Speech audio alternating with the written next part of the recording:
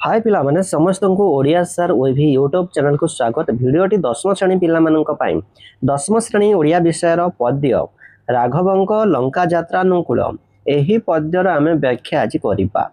आशा करछि समस्त को बहुत भलो लागिबो। पद्य को संपूर्ण भाबे समस्त बुझी पारिबो। भलो लागिले पिला माने लाइक कर दबो, केमते लागला कमेंट रे जणाइबो। चैनल को नुआ आसीतिले सब्सक्राइब कर दबो। ओडिया सर ओभी व्हाट्सएप चैनल अछि जो माने फॉलो करिनो फॉलो कर दबो। आगु एही परि वीडियो पाई पारिबो एवं ऑनलाइन टेस्ट मध्ये पार्टिसिपेट करि पारिबो। चलो आमे आरंभ करिबा। पद्यर ना पिला माने राघवंक लंका यात्रा अनुकूल। समस्ते जानिथिबो पिला माने रामायण कथा।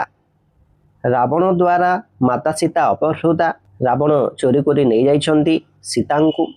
प्रभु रामचंद्र सीता माता को बहुत खोजिछंती। परवर्ती समय जानिबा को पाइले कि सीता माता रावण को ठारे अछंती। तेणु करी रामचंद्र लंका नगरी को जीवा पई उपाय बाहर गले।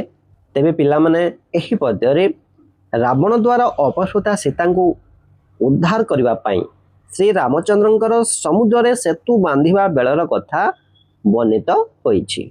बुझि पारथो पिला माने एही पद्यरे केउ विषय वस्तु वर्णित। आमे एही पद्य को व्याख्या करबा पूर्वरु कवि को परिचय आमे प्रथम रे जानिबा। देखि पारुछ पिला माने एठी तुमे एक पीपीटी देखि पारुथबो। आशा करछि एही पीपीटी माध्यम तुमे संपूर्ण पद्य को सहजरे बुझि पारिबो। देखो प्रथम रे कवि परिचय। कवि सम्राट उपेन्द्र भंज सप्तदश शताब्दीर शेष भागरे भंजनगर स्थित घुमुस राजवंश जन्म ग्रहण करथिले। तांको पितांको नाम नीलकंठ भंज। आउ मध्य आम ओडिया रीति जुगर श्रेष्ठ कवि धनंजय भंजंकर से होचंती नाती। से राम तरका मंत्र जप करी कवित्व लाभ करथिले। एक मार्किया प्रश्न मध्य आसे थाई पिला माने। प्रश्नटी हला कवि सम्राट उपेन्द्र भंज केउ मंत्र जप करी कवित्व लाभ करथिले। उत्तर कोन हेबो राम तरका मंत्र। खाता रे नोट कर देबो पिला माने। तापर देखो नयागढ़ राजा तांको कवित्व रे मुग्ध होई तांको वीरवर उपाधि रे भूषित करथिले ओ निज कन्या सहित विवाह देथिले। तापर तांको लेखा गुड़िक कौन अच्छी देख। कोटि ब्रह्मांड सुंदरी, लावण्यवती, वैदेहिक विलास, रसिक हारावली, प्रेम सुधानिधि, सुभद्रा परिणय, कला कौतुक, छांदभूषण आदि तांकर काव्य। रस पंचक अलंकार शास्त्र भित्तिक काव्य ओ गीता विधान नामक पद्यात्मक शब्दकोश तांकर कालजयी कृति। ये हला तांकर कृति बा लेखा गुड़िक। तापर देख पिला माने कवितार पृष्ठभूमि और सारमर्म कौन अच्छी। कवि जीवन सर्वश्रेष्ठ काव्य हूँ वैदेहिक विलास। यह एक राम काव्य। ये वैदेहिक विलास को आउ क्यों काव्य बोली कहा जाए। उत्तर कौन है राम काव्य। यही काव्यटी ब आद्य नियम रचित। यार अर्थ कौन पिला माने ब आद्य नियम रचित अर्थात तुम देखिब ए राघवंक लंका यात्रा अनुकूल पद्यटी मध्य प्रत्येक धाड़ी आरंभ रे ब अक्षर रही। तो यही काव्य मध्य वैदेहिक विलास काव्य मध्य ब आद्य वर्ण नियम रचित मान प्रत्येक धाड़ी ब अक्षर ही आरंभ होइछि। ये मध्य प्रश्न आसी थाई पिला माने। प्रश्नटी हला वैदेहिक विलास काव्यटी क्यों आद्य वर्ण नियम रचित। उत्तर कौन हेबो ब आद्य वर्ण नियम। यह 52 छांद विशिष्ट यही वैदेहिक विलास। एथिरे मोट केतोटी छांद रही। टोटाल केतोटी 52टी छांद 52टी छांद। तापरे आलोच्य राघवंक लंका यात्रानुकूल कविंक वैदेहिक विलास काव्यर 40 छांदरू आनीत।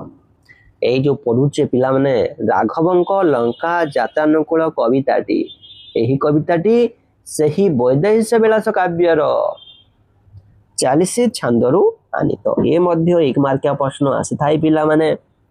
प्रश्नटी हला राघवंक लंका यात्रानुकूल कविताटी वैदेहिक विलासर केतेतम छांदरू आनीत।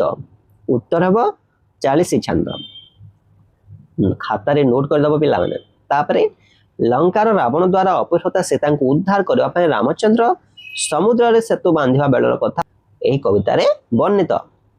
तो आगर मध्य कही पिला माने क्यों विषय वस्तु एही कविता रे वर्णना करा जायछि। तापर देखिबा आमे पद्य को व्याख्या करिबा। प्रत्येक धाड़ीर जो कठिन शब्द अच्छी कठिन शब्दर अर्थ जानिबा जो पिला माने निज खातार मत नोट कर दियो। देख कठिन शब्द गुड़िक अच्छी राघव अर्थात रामचंद्र, प्रापति माने पाइबा आशारे, कपि माने बानर, बुदबुद माने पानी फोटका, फिफिकृत माने फिफिकार शब्द, विस्मय माने आश्चर्य होई, वरुण माने जल देवता, प्रसन्न माने खुशी, विनाशन माने न खाई, शयन माने शोइबा, दर्भ माने पुरुष। ये हला कठिन शब्दर अर्थ गुड़िक खातार नोट कर दिया पिला माने। एबे आमे प्रत्येक धाड़ी को व्याख्या करिबा। बलिला राघव आशा सीता प्रापति रे, विचारिले सिंधुपति जीवा पर्वत रे।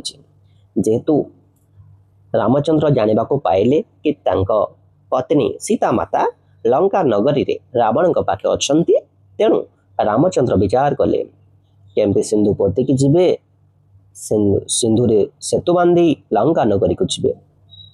बलिला राघव आशा, रामचंद्र कर आशा बळी जाइछि। रामचंद्र का आशा बळी गला माने मन रे तांकर बहुत आशा करुछंती सीता को पाइबा पाई। बलिला राघव आशा सीता प्रापति रे, सीता प्रापति रे माने सीता को पाइबा आशा रे, सीता को पाइबा पाई तांको मन रे बहुत आशा जन्मिला। प्रत्येक ए धाड़ी बुझेला पिला माने। 2 नंबर धाड़ी को देखो, विचारिले सिंधुपति जीवा पर्वत रे। रामचंद्र विचार कले, कौन विचार कले? सिंधुपति, सिंधु को पोतिबे माने सेतु बांधिबे, समुद्र रे सेतु बांधिबे एवं लंका नगरी को जीवे। सिंधुपति जीवा पर्वत रे, पर्वत माने एटा पहाड़ पत्थर, अर्थात पत्थर रे माने सेतु बांधिबे एवं लंका नगरी को जीवे। पर्वत पद को देख, बुड़ी गला पकाइले कपि जेते गिरी, बुदबुद न दिशे जल फिफिकृत करिचे। तो रामचंद्र को आदेश रे बानर सेना जेते भी पत्थर पकाइले सब कौन हैला? बुड़ी गला, जहा थिला सबू बुड़ी गला। बुदबुद नदी से जल फिफिकृत करिजे, कौन हैला पिला माने? बानर सेना जेते भी पर्वत समुद्र रे पकाइले से सबू तत्क्षणात बुड़ी गला। सही अगाध जल राशि रे गोटिए हेले पानी फोटका मध्य देखा गला नहीं, केवल पानी फी फी शब्द करी से गुडी को ग्रास करी गला। अर्थात जेते भी पत्थर पकाइले समस्त पत्थर पानी रे बुड़ी गला। 2 नंबर पद सरिला पिला माने बुझि पारथबा यार व्याख्या। एवं एठी तुमे एक फोटो चित्र मत देखुछ, तुम राइट साइड रे देखो पिला माने। एठी रामचंद्र लक्ष्मण अछंती, बानर सेना मध्य अछंती, सेतु बांधिबा बेलर दृश्य। हौ तापरे जिबा परवर्ती पद। तो विस्मय निश्वास तेजी वरुण प्रसन्न, विनाशन शयन से दर्भ शयन अछि। अर्थात जेते बेले बानर सेना पत्थर पकाई सब बुड़ी गला, तो यही घटना रे रामचंद्र आश्चर्यान्वित हो गले, आश्चर्य हो गले, विस्मय प्रकाश कले। तापरे रामचंद्र दीर्घ श्वास त्याग कले। से स्थिर कले जे जलर अधिपति वरुण देव को प्रसन्न करने को पड़िबो। रामचंद्र कौन स्थिर कले कि वरुण देवता को प्रसन्न करने को पड़िबो। एथि से अनाहार रे अर्थात विनाशन रे रही कुश तृण रे निर्मित शज्या, एही शज्या रे से शयन कले। विनाशन रे शयन से दर्भ शयन जे, अर्थात दर्भ रे से शयन कले, कुश शज्या रे शयन कले। जो कुश, कुश माने एक प्रकार घास पिला माने जहा कि कष्ट दे थाए, पीड़ा दे थाए, तो सही कष्टदायक घास रे से शयन कले, न खाई न पी। कहा को प्रसन्न करबा पई? वरुण देवता को प्रसन्न करबा पई। तापर जिबा परवर्ती पद को। बुधे शुण अन्य प्रसंग को 10 शिर, बरगिला से सुख सारण करी 4 अछि। विभीषण कह ज्येष्ठ भ्राता पिता सरी, बुझी न बुझी कपिता बाणी पिता करिचे। तो अर्थ लिखि दो पिला माने। बुधे माने पंडित, बरगिला माने पठाइला, सुख सारण हला रावणर मंत्री, 4 माने दूत, विभूति अर्थात सुख बा संपत्ति, भुंजुथुलो माने उपभोग करिबा, विभूति भूषण माने जे पांश को माखे, तापरे बाद माने कलह, पितृव्य माने बापांको सान भाई। तो बुधे शुण अन्य प्रसंग को 10 शिर बरगिला से सुख सारण करी 4 अछि। तो कौन अच्छी यार अर्थ? कवि एठारे कहउछंती हे पंडित माने, बुद्धि माने हे पंडित माने, एबे अन्य एक प्रसंग शुणंतु। ଅନ୍ୟ ଏକ ପ୍ରସଙ୍ଗରେ କ'ଣ ହେଉଛି ଶୁଣ। ସେ ସମୟରେ ଲଙ୍କାର ରାଜା ରାବଣ ଶୁକ ଏବଂ ସାରଣ ନାମକ 2 ଜଣ ମନ୍ତ୍ରୀଙ୍କୁ ଦୂତ ବା ଚାର କରି ରାମଙ୍କ ଶିବିରକୁ ପଠାଇଲା। ବୋଧେ ଶୁଣ ଅନ୍ୟ ପ୍ରସଙ୍ଗକୁ ଦଶାଶିର ବରଗିଲା ସେ ଶୁକ ସାରଣ କରି ଚାରଛି। ରାବଣ ଅନ୍ୟ ପ୍ରସଙ୍ଗରେ କ'ଣ କରୁଛନ୍ତି, ନିଜର 2 ମନ୍ତ୍ରୀ ଦୂତ ଭାବରେ ପଠାଇଛନ୍ତି। ସେ 2 ଜଣ ମନ୍ତ୍ରୀଙ୍କ ନାଁ ହେଲା ଶୁକ ସାରଣ। କାହା ପାଖକୁ ପଠାଇଲେ? ରାମଚନ୍ଦ୍ରଙ୍କ ପାଖକୁ ପଠାଇଲେ। କାହିଁକି ପଠାଇଲେ? ପରବର୍ତ୍ତୀ ପଦରେ ଅଛି ଦେଖ, ବିଭୀଷଣେ କହ ଜ୍ୟେଷ୍ଠ ଭ୍ରାତା ପିତା ସରି, ବୁଝି ନ ବୁଝି କବିତା ବାଣୀ ପିତା କରିଛେ। ସେ 2 ମନ୍ତ୍ରୀ ବିଭୀଷଣକୁ ଯାଇ କ'ଣ କହିବେ ତାହା ଏଠି ଦିଆଯାଇଛି। ରାବଣ ବିଭୀଷଣକୁ କହି ପଠାଇଲେ କ'ଣ, ବଡ଼ ଭାଇ ବା ଜ୍ୟେଷ୍ଠ ଭ୍ରାତା, ବଡ଼ ଭାଇ ପିତାଙ୍କ ସମାନ ଅଟନ୍ତି। ଯଦି ସେ କ୍ରୋଧରେ କିଛି କହିଦେଲେ ତେବେ ସେହି କଥାକୁ ବିଷ ବା ତିକ୍ତ ମନେ କରି ଅବୁଝା ହେବା ଉଚିତ ନୁହେଁ। ମାନେ ନିଜ ଜ୍ୟେଷ୍ଠ ଭ୍ରାତା ହେଉଛନ୍ତି ବାପା ସମାନ, ତାଙ୍କ କଥାରେ ରାଗିକି ପଳେଇ ଆସିବା ଉଚିତ ନୁହଁ। ଏହି ବାର୍ତ୍ତା ପଠାଇଛନ୍ତି ରାବଣ ଶୁକ ସାରଣ ହାତରେ। କାହା ପାଖକୁ? ବିଭୀଷଣଙ୍କ ପାଖକୁ। ହେଲା ପିଲାମାନେ। ତାପରେ ଦେଖ, ବିଭୂତି କି ଭୁଞ୍ଜୁଥୁଲୁ ବିଭୂତି ଭୂଷଣେ ବଳକୁଡ଼େ ଜନମୀ ଶରଣ କି କାରଣ ଯେ, ବୋଲ ଅଙ୍ଗଦକୁ ପିତା ଶତ୍ରୁ ଭକ୍ତି ପୁଣ୍ୟ ବାଦ ରଚାଇ ପିତୃବ୍ୟ ବାହୁଡ଼ା ଆସନ୍ନ ଯେ। ବିଭୂତି କି ଭୁଞ୍ଜୁଥୁଲୁ ବିଭୂତି ଭୂଷଣ ବଳକୁଳେ ଜନମ ଶରଣ କି କାରଣ ଯେ। ଶୁକ ସାରଣ ହାତରେ କ'ଣ ବାର୍ତ୍ତା ଦେଲେ? ତୁମେ ରାଜକୀୟ ଐଶ୍ୱର୍ଯ୍ୟ ଭୋଗ କରୁଥିଲ, ତାହା ଛାଡ଼ି ତୁମେ ଜଣେ ଭସ୍ମଧାରୀ ରାମଚନ୍ଦ୍ରଙ୍କ ପାଖେ ଶରଣ ନେଲ। ଏତେ ବଳକୂଳରେ ଜନ୍ମ ହୋଇ ମଧ୍ୟ ତୁମେ କେଉଁ କାରଣରୁ ଏପରି ଶରଣାପନ୍ନ ହେଲ? ଏହି ବାର୍ତ୍ତା ଦେଇଛନ୍ତି। ତାପରେ ବୋଲ ଅଙ୍ଗଦକୁ ପିତା ଶତ୍ରୁ ଭକ୍ତି ପୁଣ୍ୟ ବାଦ ରଚାଇ ପିତୃବ୍ୟ ବାହୁଡ଼ା ଆସନ୍ନ ଯେ। ସେଇ ଶୁକ ସାରଣ ହାତରେ ଅଙ୍ଗଦକୁ ମଧ୍ୟ ବାର୍ତ୍ତା ଦେଇଛନ୍ତି। କ'ଣ ବାର୍ତ୍ତା? ରାବଣ ଅଙ୍ଗଦକୁ କହି ପଠାଇଲା କ'ଣ, ତୁମ ପିତାଙ୍କ ଶତ୍ରୁ ହେଉଛନ୍ତି ରାମଚନ୍ଦ୍ର, ତାଙ୍କ ପ୍ରତି ଭକ୍ତି ଦେଖାଇବା କ'ଣ ପୁଣ୍ୟ କାର୍ଯ୍ୟ? ତାଙ୍କୁ ଭକ୍ତି କରି କ'ଣ ପୁଣ୍ୟ ଅର୍ଜନ କରିବାକୁ ଯାଉଛ ବା ଚାହୁଁଛ? ଏହି ବାର୍ତ୍ତା ପଠାଇଛନ୍ତି ଶୁକ ସାରଣ ହାତରେ ରାବଣ। କାହା ପାଖକୁ? ଅଙ୍ଗଦ ପାଖକୁ। ତାପରେ ବୋଲ ଅଙ୍ଗଦକୁ ପିତା ଶତ୍ରୁ ଭକ୍ତି ପୁଣ୍ୟ ବାଦ ରଚାଇ ପିତୃବ୍ୟ ବାହୁଡ଼ା ଆସନ୍ନ ଯେ। ଅର୍ଥାତ୍ ବୋଲ ଅଙ୍ଗଦକୁ ପିତା ଶତ୍ରୁ ଭକ୍ତି ପୁଣ୍ୟ ବାଦ ରଚାଇ ପିତୃବ୍ୟ ବାହୁଡ଼ା ଆସନ୍ନ ଯେ। ରାବଣ ଅଙ୍ଗଦକୁ କହି ପଠାଇଲା, ତୁମେ ବରଂ ତୁମ ପିତୃବ୍ୟଙ୍କ ସହିତ ବିବାଦ ସୃଷ୍ଟି କର ଏବଂ ତୁମ ସୈନ୍ୟମାନଙ୍କୁ ଫେରାଇ ଆଣ ବୋଲିକି ବାର୍ତ୍ତା ଦେଇଛନ୍ତି। ପରବର୍ତ୍ତୀ ପଦ ଦେଖ ପିଲାମାନେ, ବିହାସ ବିହରୀ ସାଗର ଜିଣି ଯାଇ ବର୍ତ୍ତକ ସ୍ୱରୂପ ଦ୍ରୁତ କିଏ କେଟି କହିଛେ, ବିଖ୍ୟାତ କରୁ ବିଂଶତି କର କହିବାର ବୋଧେ ଉଭୟ ଭୟରେ ପଳାଇ ସତ୍ୱରେছে। ଅର୍ଥ ମଧ୍ୟ ଏଠି ଦେଖ, କଠିନ ଶବ୍ଦ। ବିହାସ ମାନେ ଆକାଶରେ, ବିହରୀ ମାନେ ଭ୍ରମଣ କରି, ବର୍ତ୍ତକ ମାନେ ବତକ, ଧ୍ରୁତ ମାନେ ଧାରଣ କରି, କେଟି ମାନେ ବତକର ଧ୍ୱନି, ବିଂଶତିକର ମାନେ ରାବଣ, ସତ୍ୱର ମାନେ ଶୀଘ୍ର। ଫଟୋଚିତ୍ର ମଧ୍ୟ ଅଛି ପିଲାମାନେ। ଦେଖ କେମିତି ଶୁକ ସାରଣ ଆସିଛନ୍ତି ରାମଙ୍କ କୁଟୀରକୁ, ସେଇଠି ବିଭୀଷଣଙ୍କ ସହିତ ଦେଖା କରିଛନ୍ତି, ଅଙ୍ଗଦଙ୍କ ସହିତ ମଧ୍ୟ ଦେଖା କରିଛନ୍ତି, ବାର୍ତ୍ତା ଆଣିଛନ୍ତି ରାବଣର। ତ ଅର୍ଥ ଆମେ ବୁଝିବା, ବିହାସ ବିହରୀ ସାଗର ଜିଣି ଯାଇ ବର୍ତ୍ତକ ସ୍ୱରୂପ ଦ୍ରୁତ କେଟି କହିଛେ। ଅର୍ଥାତ୍ ରାବଣର ଆଦେଶ ପାଇ ଶୁକ ସାରଣ ଆକାଶ ମାର୍ଗରେ ଯାତ୍ରା କରି ସମୁଦ୍ର ପାର ହେଲେ। ସେମାନେ ଏକ ବତକ ପକ୍ଷୀର ରୂପ ଧାରଣ କରି କେଟି ଶବ୍ଦ କରି ରାମଙ୍କ ଶିବିରରେ ପହଞ୍ଚିଲେ। ବିଖ୍ୟାତ କରୁ ବିଂଶତିକର କହିବାର ବୋଧେ ଉଭୟ ଭୟରେ ପଳାଇ ସତ୍ୱରେছে। ଅର୍ଥାତ୍ ସେମାନେ ରାବଣ ଦ୍ୱାରା କୁହାଯାଇଥିବା ସେହି ପ୍ରସିଦ୍ଧ ବାର୍ତ୍ତା ଗୁଡ଼ିକୁ କହିଲେ।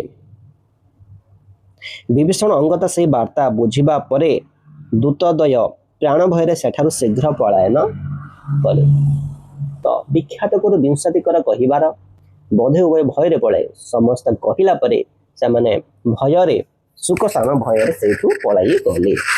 ପରବର୍ତ୍ତୀ ପଦ ଦେଖ ପିଲାମାନେ, ବାହୁଡ଼ି ରାବଣେ କହି ଶୁଣ ଦେବ ରିପୁ, ବଇଲା ଅନୁଜ ଜୀବି ସୀତାଙ୍କୁ ସମର୍ପିଛେ, ବଞ୍ଚିଲୁ ଅଙ୍ଗଦେ ଅଙ୍ଗ ଦେବାରୁ କି ଧର୍ମେ ବଜ୍ରାଘାତ ସମତଳ ପ୍ରହାଇଲା ବ୍ୟାମଛେ।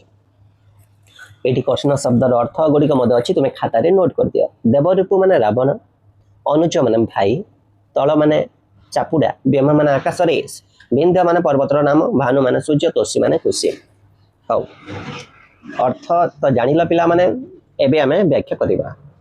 ବାହୁଡ଼ି ରାବଣେ କହି ଶୁଣ ଦେବରିପୁ, ସେ ଶୁକ ସାରଣ फेरी आसिले बाहुडिले एवं रावण को कहले हे देवरिपु देवरिपु मान रावण हे रावण लंकार राजा रावण शुण बोइला अनुज जीवी सीता को समर्पित रावणर वार्ता नहीं तो से जाइथिले विभीषण को पाखु को तो विभीषण कौन वार्ता देले कौन उत्तर रखिले ताहा एठी सुक सारण कहउछंती रावण को कौन कहउछंती कहले कि आपण को सान भाई कहले जे जदि आपण सीता को फेराई दियंती तेबे जैसे लंका फेरिबे एही कथा कहउछंती तापरे बंचिलु अंग देबारो कि धर्मे वज्राघात समतल प्रहाइला बेमेचे अंगद रो वार्ता कौन देले अंगद कौन कहिला जेते बेले आम अंगद को कहिलु कि तुमे पितृव सहित झगड़ा करी फेरी आस निज सैन्य सामंत धरी अंगद रागी गले एवं कहिले कौन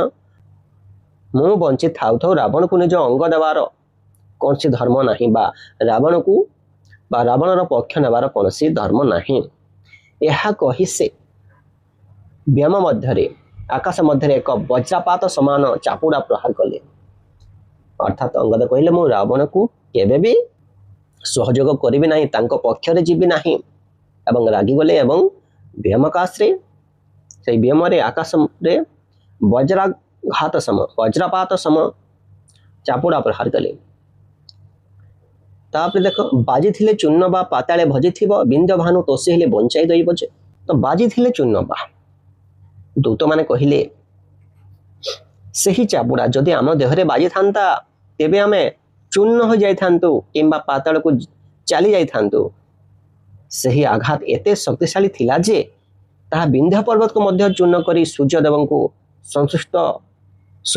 संतुष्ट कर दे थांता केवल आम भाग्य आमको बंचाई देला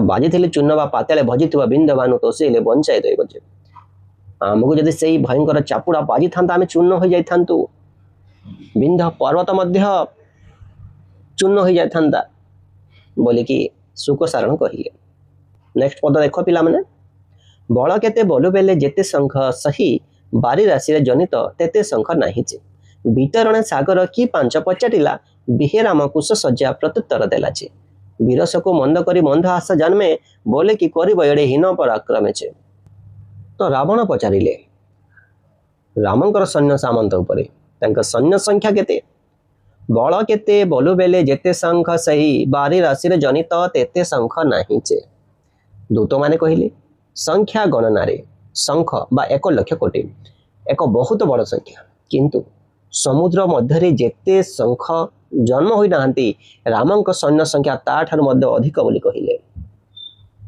समुद्र रे जेते शंख नाही ताठो मध्य रामंक सैन्य संख्या बोली कहिले वितरण सागर की पांच पचारिला बिहे राम कुश सज्जा प्रत्युत्तर देला रावण कहिले तेबे रामचंद्र समुद्र को पार करबा पई केउ उपाय ग्रहण करछन्ते दूत मान उत्तर देले रामचंद्र यार उत्तर पाइबा पई कुश सज्जा रे बसी उत्तर पाय चिंता करछन्ते रामचंद्र कुश सज्जा रे अछन्ते एवं चिंता करछन्ते केमती से समुद्र पार हेबे समुद्र को पारी करिवे विरस को मंद करी मंद हास जन्मे बोले कि करिब एडे हीन पराक्रम छे एही कथा सुनी रावण जे भितरे भितरे चिंतित थिले बाहर को एक क्षीण हस मंद हास देखाइले से ताच्छल्य करी कहले एते दुर्बल पराक्रम बा हीन पराक्रम देखाई से मोर कौन बा क्षति करि पारिबो एमदी करी से मंद हास करे हय तो मनरे तांकर भय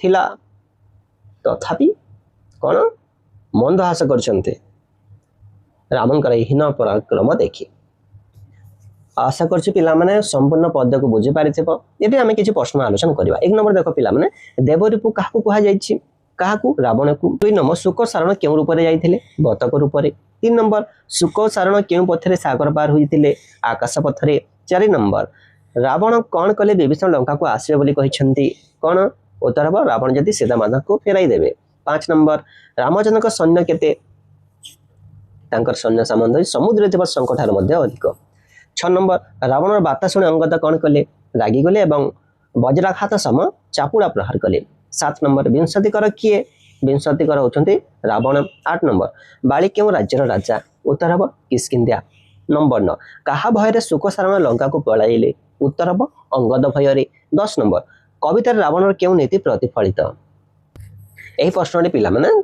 तुम मानक पई जो माने जानिछ उत्तर रे निश्चित भाव रे लिखिबो आशा करछि वीडियो संपूर्ण भाई बुझे पारथिबो केमते लागला पिला माने कमेंट रे लिखिबो भलो लागिते लाइक कर दबो केमते लागला कमेंट रे जणाइबो ओडिया सर ओबी व्हाट्सएप चैनल अछि जो माने फॉलो करनो फॉलो कर दबो पुनी देखाबे पिला माने आ एक वीडियो रे वीडियो को शेष पर्यंत देखिथिबारु समस्त को बहुत बहुत धन्यवाद।